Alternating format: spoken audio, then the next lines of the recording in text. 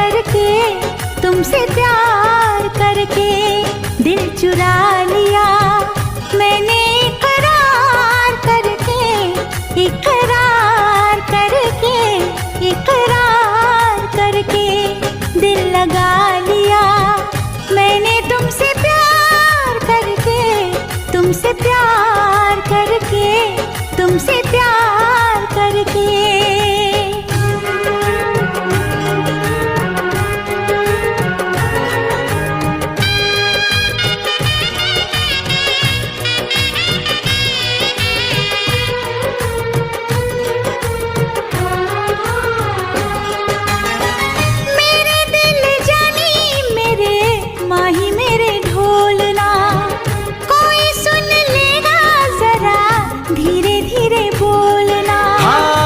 इश्क किया है मैंने, चोरी नहीं की है, तेरे संग यारा जोरा चोरी नहीं की है। चैन ले